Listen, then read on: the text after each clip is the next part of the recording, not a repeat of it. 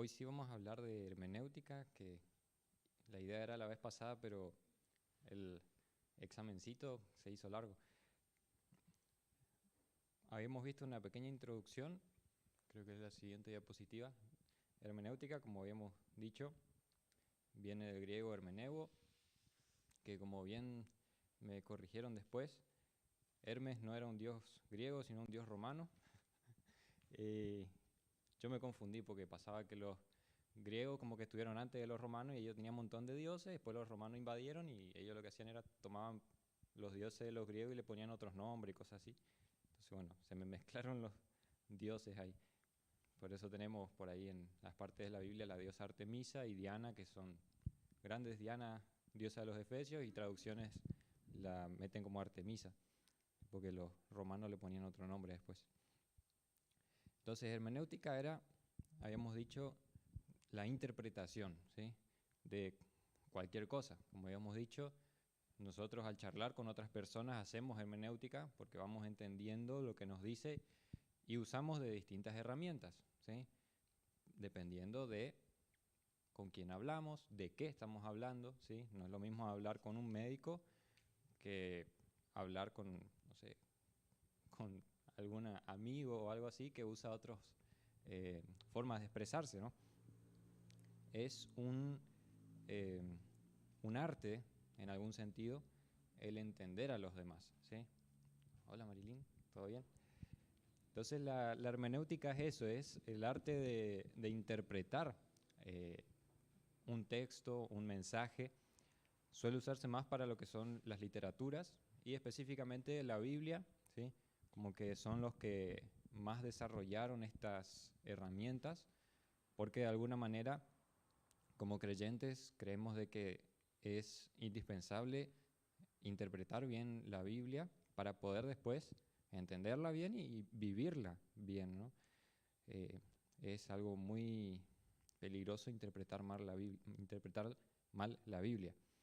Entonces, bueno, hoy lo que vamos a ver, esto lo extraje de un libro que se llama Estudiando las Sagradas Escrituras, de Paul Washer. Él anota 14 puntos, ¿sí? Él hizo un compilado de alguna manera de 14 puntos a tener en cuenta que tienen que ver con la hermenéutica. 14 herramientas y a la vez, la palabra no es prejuicio, tampoco preconcepto, pero cosas que tengo que tener en cuenta a la hora de acercarme a interpretar la Biblia, que si no lo tengo en cuenta, la voy a interpretar mal. El primer punto, siguiente diapositiva. No sabía que tenía ese movimiento. Bueno, es ese, ¿no? La Biblia es máxima y única autoridad infalible para la vida cristiana. ¿Qué significa eso? Yo cuando me acerco a interpretar la Biblia, debo acercarme reconociendo de que es palabra de Dios, como vimos hasta ahora, ¿no? Y como dice ahí, ¿no?, si hay alguna idea en la cultura o cuestiones externas o ideas mías que no están de acuerdo, la que debo aceptar es la idea de la Biblia. La mía no es autoridad sobre la Biblia, sino la Biblia es mi autoridad, porque Dios es mi autoridad. Entonces, todas las cosas, toda idea, actitud, acción debe ser comparada y juzgada a la luz de las Escrituras. Entonces, ese es el primer punto muy importante que debemos reconocer, que la Biblia es, como estudiamos todo esto anterior, inspirada por Dios, ¿sí?, que Él es el autor y por ende, si Dios es nuestra autoridad, Él nos dejó la Biblia para que lo conozcamos, entonces de alguna manera es derivada, ¿no?, o sea, esa autoridad. Él nos está hablando en su palabra y su palabra es autoridad sobre nuestras vidas, sobre todo básicamente. Ese es el primer punto, ¿no? La Biblia es autoridad. Segundo punto, que habíamos estudiado ya, la Biblia es suficiente. Segunda de Timoteo 3, que ya casi de memoria tendríamos que saber como el versículo lema de esta sección de estudios. Toda escritura es... Hace frío. También, pero antes dice que es inspirada por Dios. Y ahí sí es útil para enseñar, redarguir, instruir en justicia, etc. ¿Sí? Es el versículo, uno de los versículos más importantes de esta sección de estudios. Vimos que se repitió mucho, porque de alguna manera engloba esa realidad de que proviene de Dios. Al provenir de Dios es autoridad en nuestra vida y es suficiente, porque Dios no se equivoca, no dejó nada sin decir. Y también no fue algo que nos dejó, bueno, hasta este punto de la salvación les ayudo, el resto, fíjense. No, la Biblia es suficiente. Suficiente, como decimos siempre, las Escrituras son nuestra regla de fe y práctica, ¿no? Vamos bien, primer punto, la Biblia es nuestra autoridad, ¿sí? No es mis ideas, no es lo que dice el mundo, la cultura, la Biblia por sobre todo, ¿no? Segundo punto, la Biblia es suficiente. No necesito ir a otras cosas, como dijimos en el propio estudio de la suficiencia, hablando de la salvación, la santificación, todo lo que tenga que ver con conocer a Dios y vivir la vida cristiana. No necesito ir a la yoga, al horóscopo, para saber cuál es mi futuro, todo eso, no. No sirve eso, ¿no? La Biblia es suficiente para conocer a Dios y para vivir en dependencia y obediencia de Él. Tercer punto, el Espíritu Santo. Vamos a leer 1 Corintios 2:14. 1 Corintios 2:14. Hay muchos versículos que se repiten, pero ¿cuál es? Hay que leer igual. Siempre es bueno leer de nuevo porque a veces una palabrita toma un sentido nuevo. 1 Corintios 2:14, el que encuentra puede leerlo. Pero el hombre natural no percibe las cosas que son del Espíritu de Dios, porque para él son locura y no las puede entender, porque se han de discernir espiritualmente.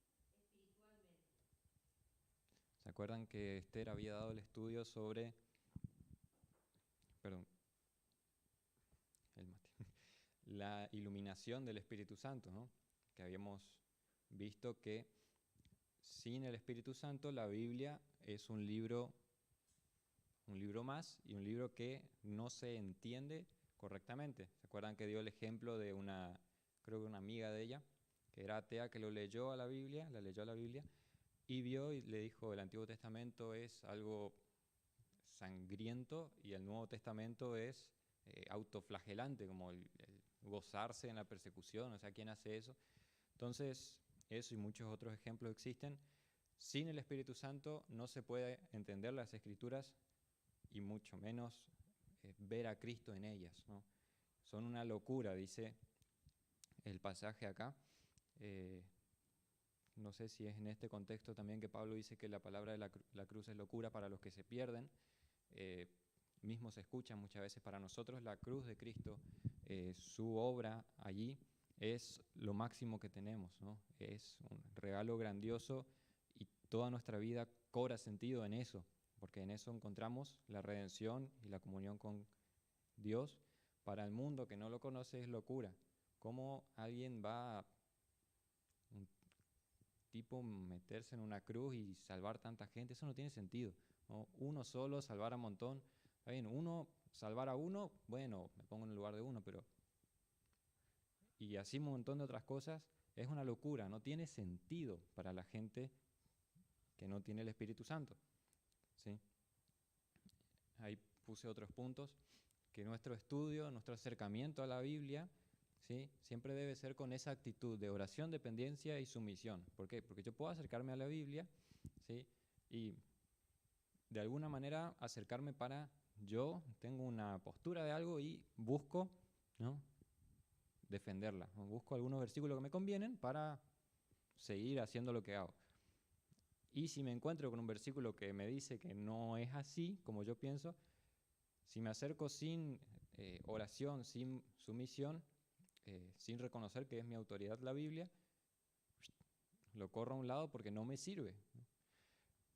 Entonces, bueno, otros puntos importantes son esos dos ahí abajo. No podemos apartarnos de lo que dice la Biblia o añadir algo, como agregarle algo. El Señor me dijo en el nombre del Espíritu Santo, Y también, si una interpretación mía contradice a lo que la Biblia explícitamente está diciendo, no puedo decir, no, eso es, el Espíritu Santo me dijo, ¿no?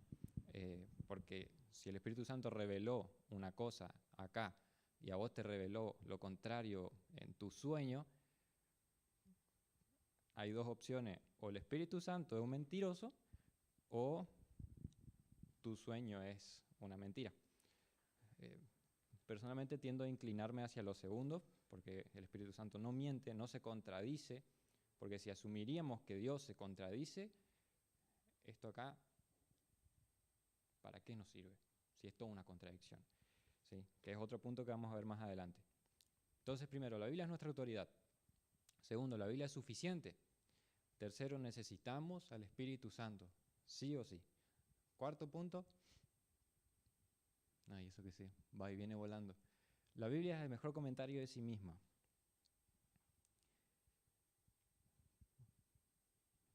Vamos a buscar esos dos pasajes. Mateo 9:35, si querés buscar, Marilyn, 9:35, y 1 Corintios 2:14.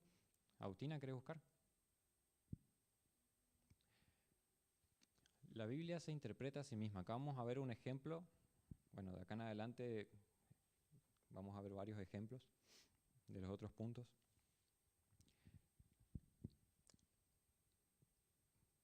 Primero vamos a leer, sí, 35. 9:35, perdón.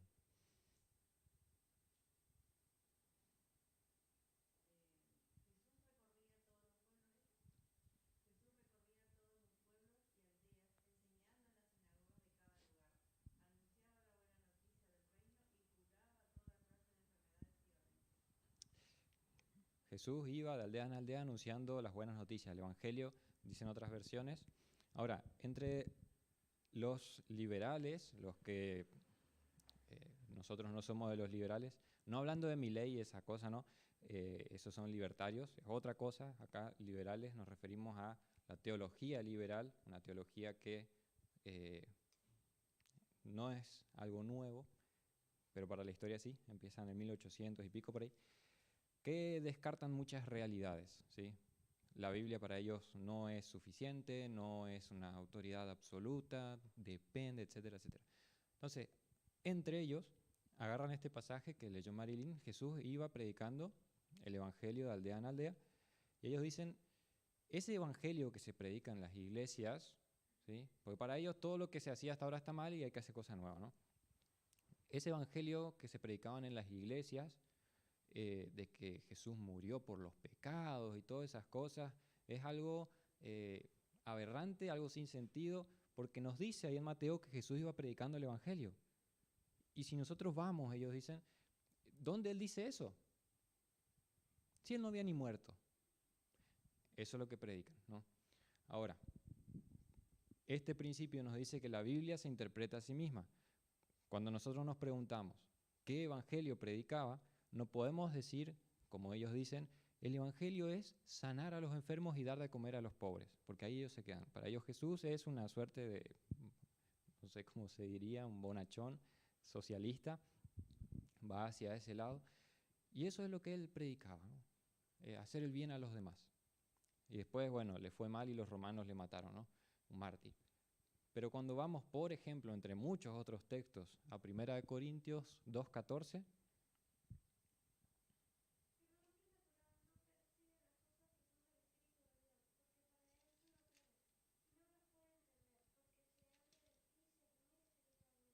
anoté mal.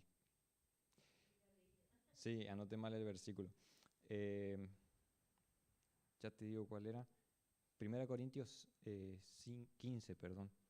Sí, copié del textito anterior. 1 Corintios 15.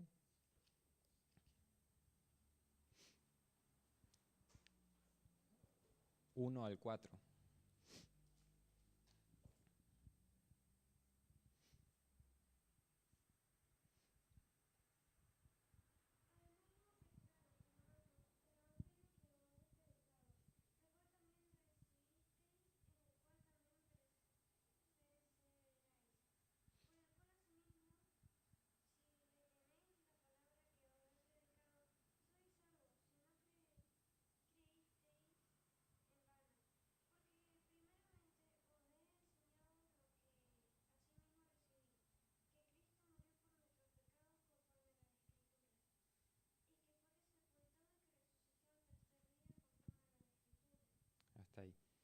Entonces Pablo hace una condensación increíble del Evangelio y dice, Cristo murió por nuestros pecados de acuerdo a las Escrituras y resucitó de acuerdo a las Escrituras. Ahora, para los liberales, esos versículos no existen porque no les sirven para lo que ellos defienden. Aparte que si uno quiere charlar con una persona así, Pablo mismo dice lo que asimismo recibí, ¿sí? Y él recibió eso directamente del Señor Jesucristo, porque él mismo dice que se le apareció como un abortivo, como el último de los apóstoles, y que él recibió el Evangelio del Señor mismo, y él, para asegurarse que no estaba viendo locuras, después se fue a Jerusalén con los apóstoles, compartió con ellos y como de alguna manera le confirmaron, sí, eso es cierto, es así, ¿no?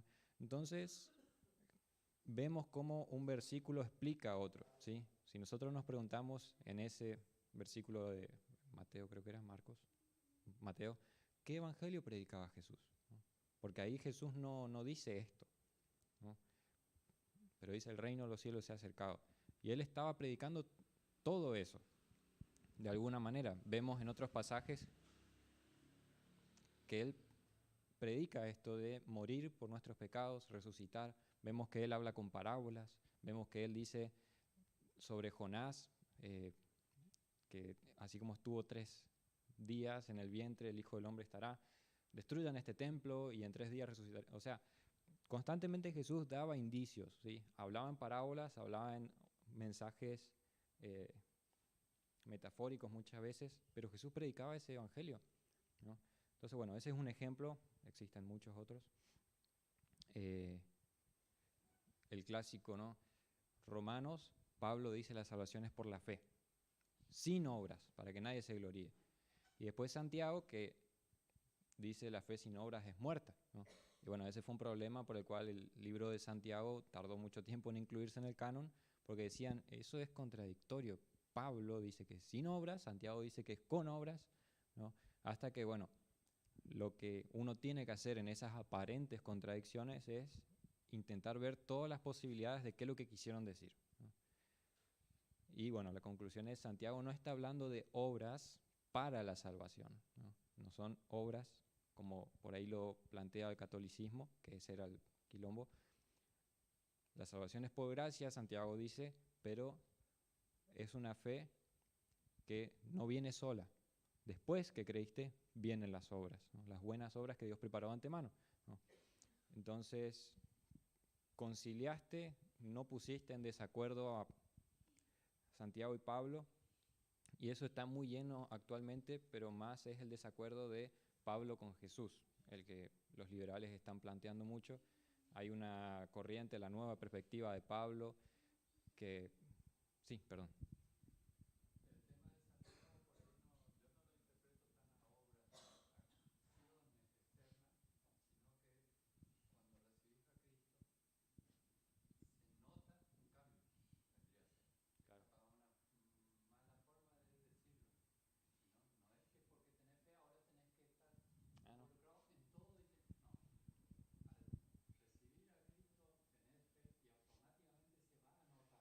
Claro.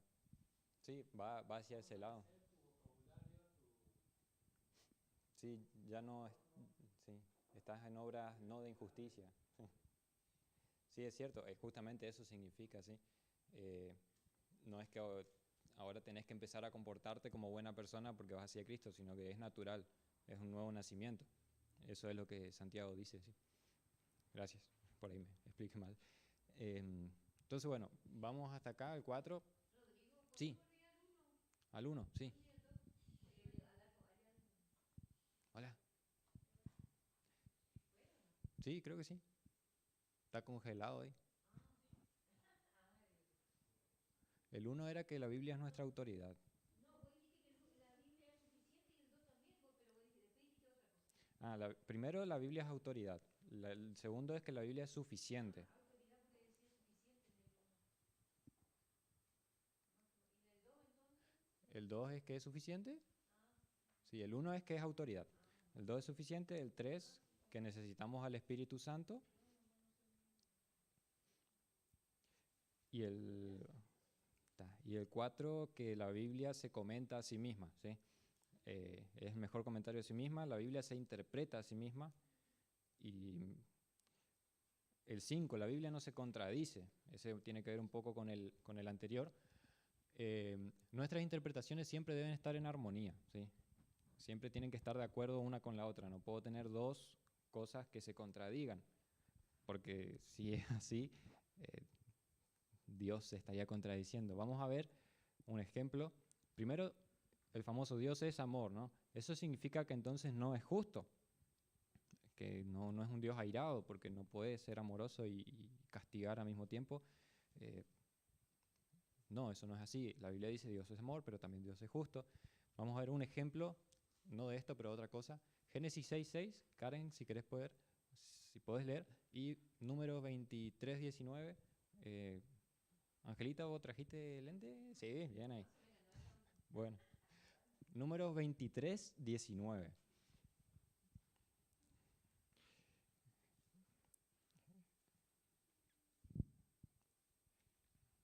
Génesis 6:6, ¿qué dice?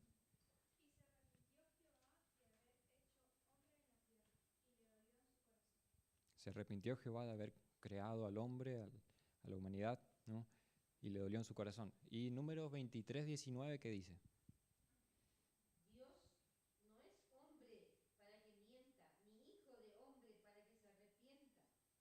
Él dijo, y no hará, habló, y no ejecutará.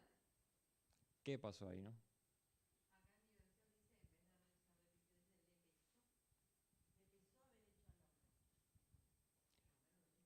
Claro, sí. Ahí hay una aparente, sí, porque la Biblia nunca se contradice, eso es el principio, porque Dios no se contradice. Hay una aparente contradicción, ¿no? ¡Pum! Dios se arrepintió, Dios no se arrepiente. ¿Qué pasó? ¿Cómo explicamos? Esa versión lo explica bastante bien. Cuando leemos en Números, el contexto nos dice Dios no cambia, ¿no? Dios no cambia de parecer, Él no es alguien que planea las cosas y si le sale mal, así como nosotros, ¿no? Bueno, tomamos otro rumbo porque este no nos fue bien. Cuando vemos la creación, ¿no? Pareciera ser que pasó eso, ¿no? Dios creó al hombre y se pervirtió todo de tal manera que pareciera que Dios dice, bueno, vamos por otro lado, viene el diluvio, empezamos de nuevo, y Dios se arrepiente, ¿no? De alguna manera, ¿cómo conciliamos eso? Bueno, una explicación es esa versión que dice que Dios le dolió. En la Reina Valera también dice que le pesó en su corazón, ¿no?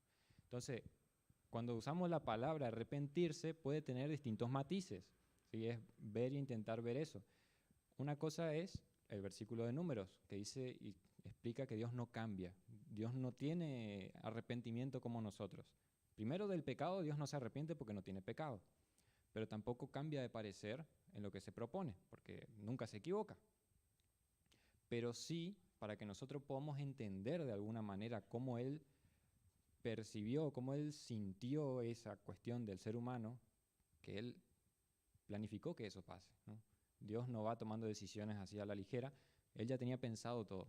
También tenía pensado mandar un redentor, pero eso no significa que Dios sea una suerte de robot que hace las cosas como mucha gente dice, no, si hay tanta maldad, a Dios ni le importa.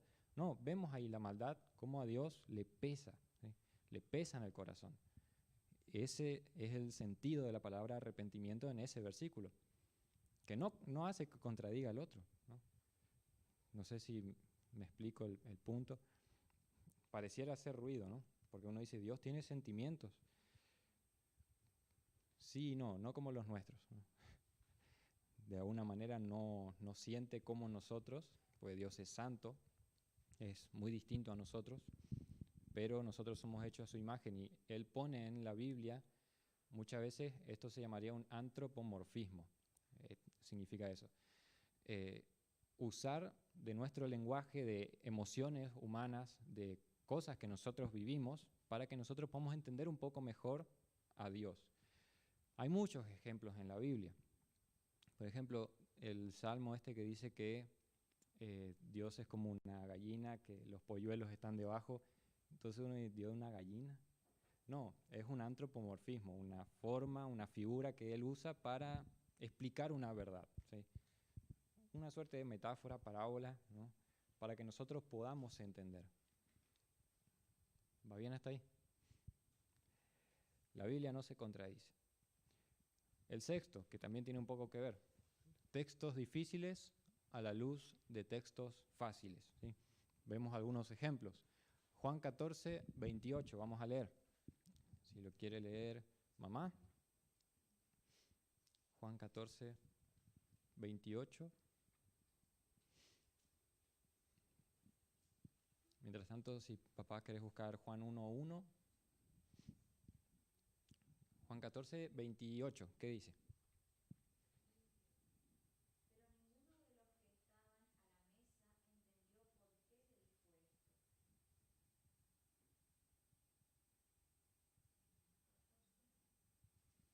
Solo si anoté mal de nuevo. Ah, sí me parecía. Habéis oído que yo os he dicho, voy y vengo a vosotros. Si me amarais, os habríais regocijado, porque he dicho que voy al Padre, porque el Padre mayor es que yo. Bien, ¿se acuerdan que Esther había dado el ejemplo? También en Colosenses, el primogénito de la creación. ¿Sí? Jesús diciendo el Padre es mayor que yo. Entonces muchas sectas usan esos versículos para decir, vieron, Jesús no es Dios, porque hay otro mayor que él. Pero si comparamos versículo con versículo, Juan 1:1, por ejemplo.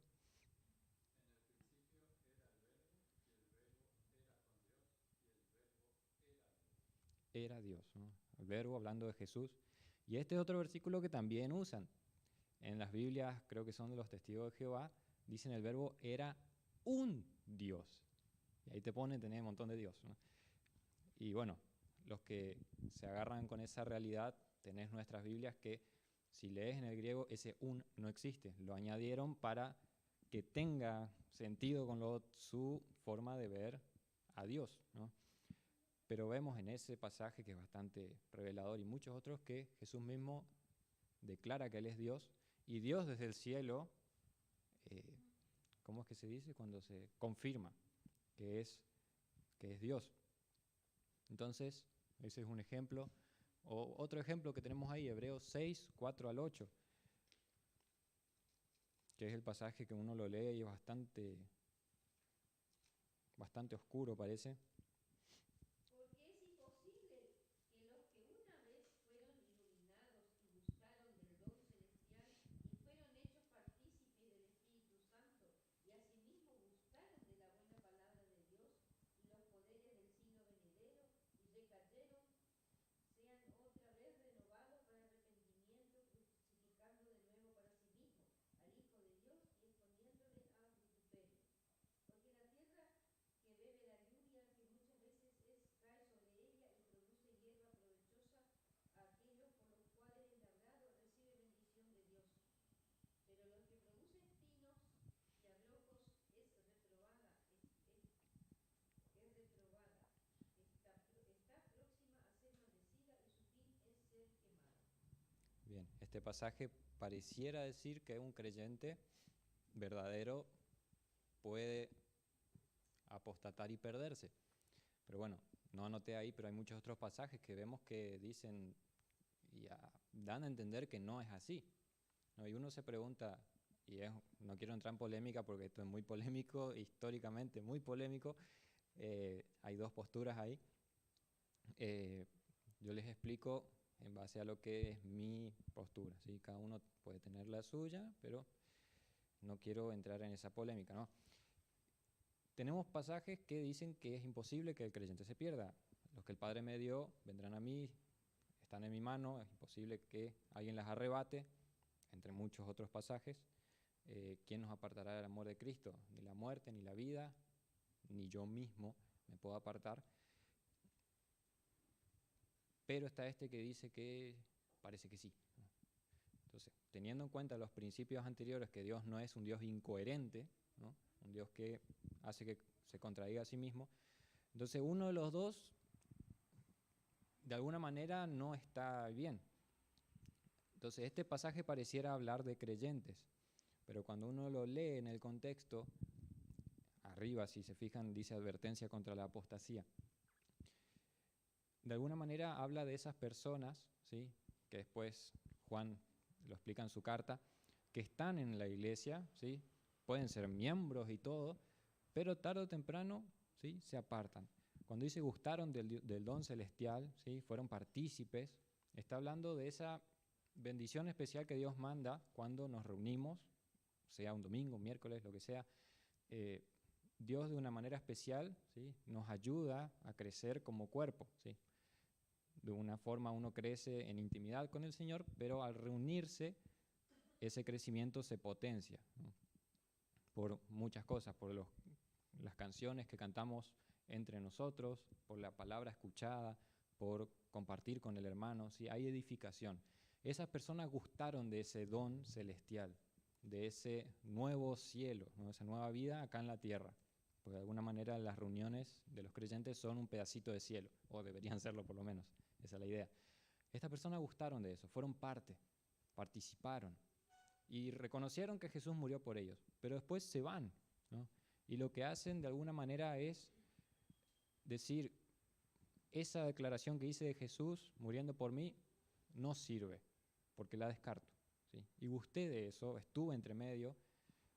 ¿Y qué es lo que pasa? Eso es lo que significa la blasfemia contra el Espíritu Santo, ¿no? Que es el pecado imperdonable. Si rechazo, conociendo lo que Cristo hizo por mí, lo rechazo, ya no existe, lo que dice, creo que en este pasaje, no existe otro camino, no existe otra forma de ser salvo. Por eso es el pecado imperdonable. El Espíritu Santo revelándome a Cristo y yo lo rechazo. Todo pecado puede ser perdonado, dice el Señor, menos ese. ¿Por qué? Porque ese es el camino del perdón de los pecados, ¿no? Entonces, esa persona que estuvo entre nosotros, como dice Juan, se fueron. ¿Por qué? Había sido que no eran de nosotros. Nunca había sido cristiano. Parecía, o sea, nadie lo iba a dudar. Pero había sido que no era.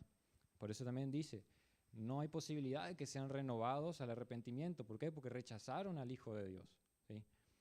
Entonces, bueno, eso de alguna manera es como planteo, y lo que hace el autor de Hebreos acá es decirnos a nosotros los cristianos, cuídense de no ser uno de ellos, ¿sí? Cuídense. Más adelante como que sigue dando exhortaciones. Y después habla del sacerdocio de Jesús, que es mejor que de Melquisedec. Nos dice, por medio de él, que es mejor sacerdote, podemos acercarnos al Padre. Por favor, continúa más adelante, no dejen de congregarse como algunos se acostumbran, porque si te alejas de la congregación es un indicio muy seguro de que posiblemente seas parte de esos que se van, ¿no? Entonces, ¿vamos bien hasta acá? Perfecto. El otro punto, uy, ya me queda poco tiempo, el 7. ¿Qué determina nuestra interpretación? La gramática hoy.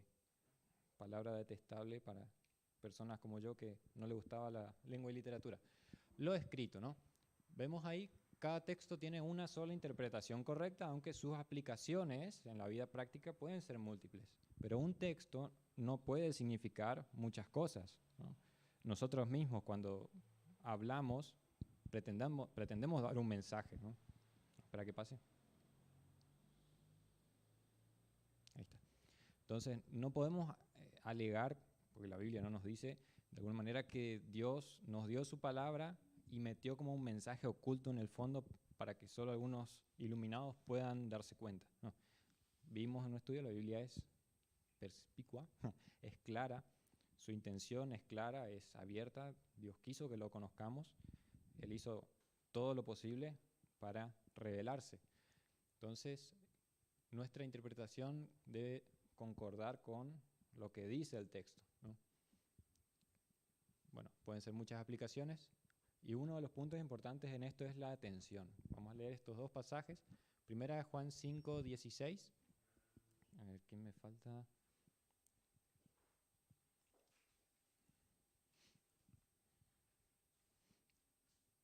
No sé si querés leer, Rita. Primera de Juan. Y Juan 21. Ese Marilyn, si querés leer Juan 21 después. 21 del 20 al 23. Primera de Juan 5:16.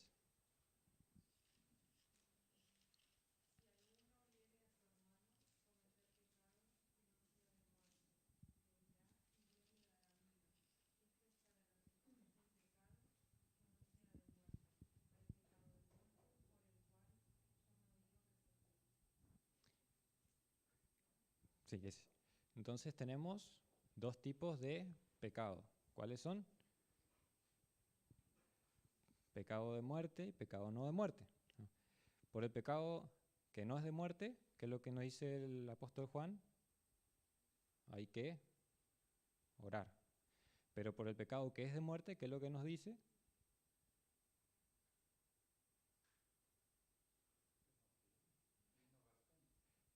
Que no oremos. ¿Será que dice eso? Es lo mismo decir yo digo que no se ore que decir yo no digo que se ore. Una cosa es un mandamiento negativo. Si él nos diría yo digo que no se ore, es no oren. Pero él dice, el pecado que es de muerte, yo no digo que se ore. Si querés hacerlo, hacelo, pero yo no te mando. ¿Sí? El que no es muerte, sí, ora. ¿Vieron cómo poner el no en otro lugar ya pareciera que es otra cosa? Entonces la atención es muy importante. Juan 21, 20 a 23, vamos a ver un ejemplo de los apóstoles.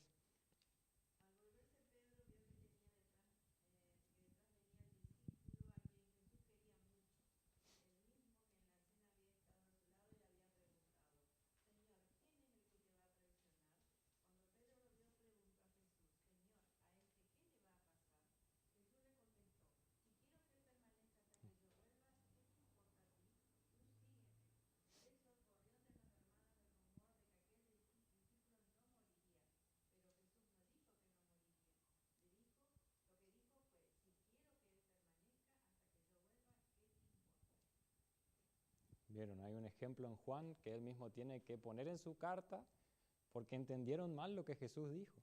Jesús dijo que y todos entendieron, no, Juan va a vivir eternamente acá entre nosotros. Y él tuvo que poner en su carta. Entendieron mal lo que dijo. Entonces, vieron cómo prestar atención muchas veces nos salva de entender mal. Bien, siguiente punto, el 8. El contexto. El contexto es fundamental. Hay 3 contextos, ¿sí? Cuando nosotros hablamos de hermenéutica, la que nosotros por ahí usamos es hermenéutica histórica gramatical, así se llama. Hay muchas formas que fueron poniéndole nombre a las hermenéuticas. La que nosotros defendemos es esta, la que nos inclinamos, la histórico-gramatical. Histórica, gramatical y literaria, ¿sí? 3 contextos a tener en cuenta cuando se lee un texto. Histórico, ¿sí? Autor, destinatarios, quién lo escribió, para quién, cuándo se escribió, todas esas cosas técnicas que pareciera que son aburridas, ¿no? Vamos a ver, por ejemplo, 2 ejemplos. Jueces, bueno, no vamos a leer todo el capítulo, ese les digo, pero 2 Corintios 2:14. No, ese no leímos. 2 Corintios 2:14. Ahora le tocaría a Karen si querés leer. Jueces 4, les comento. Habrán escuchado más que nada en los congresos de mujeres. ¿Sí? No tengo nada en contra de los congresos de mujeres, perfecto que lo hagan, pero hace no mucho, y no sé si sigue, esa idea de mujer empoderada, ¿no? Empoderadas. Varias veces fabriqué cartelitos para esos congresos en el negocio, empoderadas. Como que esa realidad de la mujer atropella todo y como que el hombre no es nada, no sé. Y se usa esto, ¿sí? Jueces 4, donde está el ejemplo de la famosa Débora. Tenemos que ser como Débora, hasta hay ministerios femeniles que se llaman Débora. Ahora, cuando uno ignora el contexto, suele pasar en esos casos, interpreta mal. Si uno agarra el libro de Jueces entero y lo lee de corrido, al final nos dice qué era lo que estaba pasando en ese entonces. Nos dice, en ese entonces no había rey en Israel, cada quien hacía lo que bien le parecía. ¿Sí? Entonces vemos al inicio de Jueces que no había nadie que gobierne. Entonces el pueblo se fue a los ídolos, Dios puso un juez, los liberó de la cautividad y el pueblo obedeció un tiempo más hasta que el juez pereció. Pasó lo mismo, entonces vieron que es un ciclo vicioso, parece que entraron y así un montón de jueces, ¿sí? Tenemos Sansón, tenemos Jefté, creo que fue uno, un montón de jueces. Ahora el punto de lo que nos muestra Jueces es una decadencia del pueblo, ¿sí? Empieza con uno cae, es salvado. Y cada vez cae más abajo. Y de alguna manera la historia de Débora, si se acuerdan que está ahí, el que debería haber hecho las cosas era, la batalla era el Barak, ¿no? Pero él se acobarda. Y lo que dice, bueno, si no vas vos conmigo, Débora, y Débora como que le dice, bueno, la victoria va a ser, yo voy a ser recordada. De alguna manera lo que nos muestra esa historia es un castigo para el pueblo, ¿sí? Porque cuando contrastamos eso con Isaías y esos pasajes que dicen que una nación que es gobernada por mujeres o niños, ¿sí? Porque Dios siempre puso reyes, ¿sí? Nunca puso una reina. Vemos a Talía, que es una reina, pero ella usurpó el trono. No es que las mujeres valgan menos, ¿no? Sino que en el sentido de autoridad siempre el hombre es cabeza. Y en Isaías dice que una nación gobernada por una mujer o por un niño, un joven, un pendejo, digámoslo así, está bajo maldición. Entonces vemos cómo en la historia de los jueces que el propio hombre haya decidido dar un paso al lado y darle a la mujer el puesto que correspondía a un juez masculino es de alguna manera una maldición. No que Débora sea la maldición, porque ella misma le exhorta a Barak, mirá, esto que estás haciendo no está bien. Va a venir a mi nombre después la victoria. Pero de alguna manera lo que nos muestra en todo el contexto general de jueces es cómo esa decadencia está yendo. Al pueblo ya no le importaba que una mujer les lidere a la guerra. La mujer no fue creada para la guerra. No sé si me explico.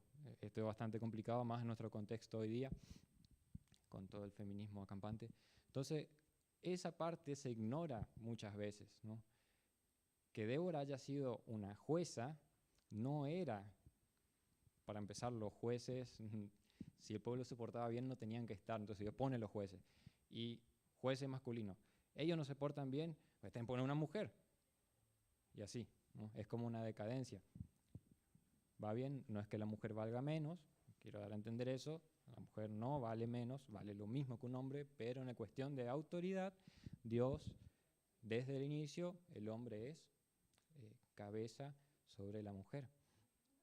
¿Va bien? Ese es el ejemplo del contexto histórico, ¿sí? Lo que tiene que ver con qué pasaba, ¿sí? Y hay muchos otros ejemplos que tienen que ver con la historia. Cuando yo leo un pasaje e ignoro algo de la historia, por ejemplo, Jesús diciéndole a su mamá, ¿se acuerdan? María le dice, convertí agua en vino, y él le dice, de una forma parece despectiva, ¿qué tienes conmigo, mujer? Uno lo lee y actualmente uno dice, ¿qué te metes, mamá? Pero cuando uno compara, ¿sí? Esa misma expresión, creo que Eliseo le dice a Elías o Elías a Eliseo, algo así, y es una expresión que en el hebreo no tiene ese matiz de, sino es, ¿por qué haces eso? ¿No? Es como algo mucho más amoroso, más íntimo, ¿sí? Vos no le decías eso a cualquiera, que vos te cruzas en la calle, ¿qué te metes, loco? ¿No?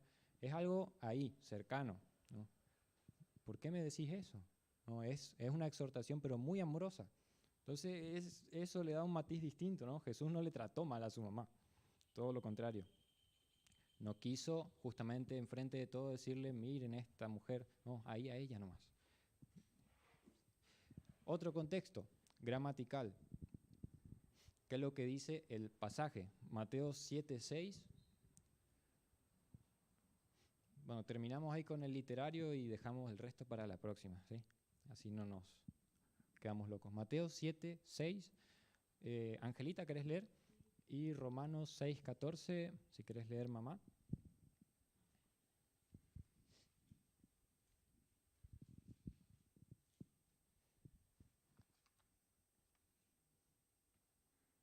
No deis lo santo a los perros, ni echéis vuestras perlas delante de los cerdos, no sea que los pisoteen y se vuelvan y os despedacen. Bien, no den las perlas a los cerdos. Normalmente, cuando se lee este texto o se escucha la predicación, se lo predica como no predicar el evangelio más de una vez a una persona inconversa. Porque la perla de gran precio es el evangelio. porque se lee la otra parábola y se hace una comparación que parece que está bien hecha, porque en otro lado se habla de perlas, que es el reino de Dios, que Jesús vino a predicar, y entonces el Evangelio Jesús es la perla. Entonces no hay que dar las perlas a los cerdos para que no, ¿sí? Predicarle una vez y después no le sigas dando porque lo ignoró, ¿para qué vas a seguir tirando perlas a los cerdos? ¿No? Eso es lo que normalmente se escucha. Ahora, estaría bien en un sentido, ¿sí? Pero el problema es que se ignoró el contexto gramatical. ¿Qué es el contexto gramatical? Lo que viene antes, lo que viene después. ¿Qué viene antes de esos pasajes? El titulito, ¿sí? O el tema. Es bastante fácil. En el ojo, ¿sí? No mires. La paja al otro, vos tenés una viga. Y enseguida sigue eso. O sea, en el mismo parrafito, no está separado. Y en el contexto Jesús no está hablando de la predicación del Evangelio, está hablando de no juzguéis a los demás, ¿no? Entonces, ¿qué significa? Si uno lo lee entero, uno se da cuenta, él te dice, ¿para qué andas mirando el problemita del otro si vos tenés eso mismo mucho más grande? Ocupate primero de tu viga, ¿sí? Y después anda a querer ayudar al otro. Y continúa. La otra persona con su problema puede que reciba o no la ayuda, ¿sí? Tenés que ser sabio de saber cómo, cuándo, en qué momento ayudar, porque tiene un problema, ¿sí? Sé sabio, no tires perlas a los cerdos. ¿Por qué? Porque lo que él te dice es, ¿quién de ustedes agarra una perla y le tira a los cerdos? Nadie hace eso. Entonces, nadie da un consejo o una ayuda en el momento inadecuado, ¿sí? No hagas eso. Dale tu ayuda. Oraste, todo, crees que es el momento, hacelo. Si lo recibió, bien, ganaste a tu hermano. Si no lo recibió, tranqui, déjale a Dios. No siga dando perlas a los cerdos, consejos a alguien que está encabronado. ¿Por qué? Porque se va a enojar, va a volver y te va a pisotear. ¿Se entiende ahora cómo tiene un sentido mucho más amplio? Él está hablando de personas dentro del reino, no está hablando de incrédulos. Es el sermón del monte, ¿sí? Entonces el contexto gramatical determina el significado de las palabras. Y bueno, Romanos 6:14, ese vamos a dejar nomás. Y el último contexto literario, Proverbios 22:6. Instruye al niño en su camino. Cuando fuere viejo no se apartará de él. Muchos lo toman como una promesa, ¿sí? Y vemos, ya dijimos varias veces, que hay muchas personas que fueron instruidas desde niños y cuando son viejos se apartaron de él. Entonces, como siempre decimos, hay dos opciones. O Dios se equivocó con eso que escribió o lo que yo interpreté está mal. Siempre tenemos que inclinarnos porque el error está en mí. Proverbios, ¿es un libro de promesas o es un libro de proverbios? ¿No? Lo que un proverbio tiene por naturaleza es alguien que lo escribió detrás, y el que lo escribió, ¿qué es lo que hace? Todos nosotros de alguna manera somos proverbistas, ¿no? Cuando está por tomarse una decisión, voy a decir, después de observar muchas veces y estudiar el tema, puedo ir por este camino porque va a ser mejor. No me asegura que me vaya bien, ¿no? Puede que me vaya mal, porque nada me asegura que me vaya bien, ¿no? Un proverbio es eso. Instruye al niño en el camino y lo más probable es que no se aparte. Pero no es una promesa, es un proverbio. Contexto literario, ¿sí? Cada libro tiene una forma de literatura. Hay libros narrativos, hay libros como ese de Proverbios, los salmos que sí tienen promesas, ¿sí? Son cánticos, epístolas, libros de todo tipo tenemos en la Biblia. Y si ignoramos eso, nos va a hacer mucho daño muchas veces. Porque ¿cuántas personas hay que se enojan con Dios porque se apartaron? Dios, no cumpliste tu promesa. No es una promesa, es un proverbio, ¿sí? Y eso, si, no sé, no soy padre todavía, Si un padre hizo su mejor esfuerzo y se apartó aún así, puede estar tranquilo, ¿sí? Dios de alguna manera en su palabra da el consuelo, hiciste tu mejor esfuerzo, está bien, ¿sí? Seguí orando, seguí orando. Mateo 5:30, no me acuerdo qué decía. El sermón del monte también es.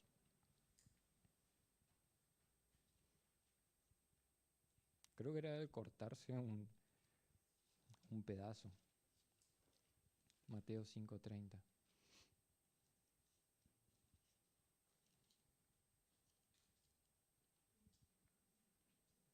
Sí. Si tu mano derecha te es ocasión de caer, córtala y échala de ti, pues pues es mejor que se te pierda uno de tus miembros y no que todo tu cuerpo sea echado al infierno. Con este versículo hay muchas personas que se amputaron miembros. ¿Sí? Un padre de la iglesia, no me acuerdo el nombre ahora, se amputó su miembro porque le era ocasión de caer.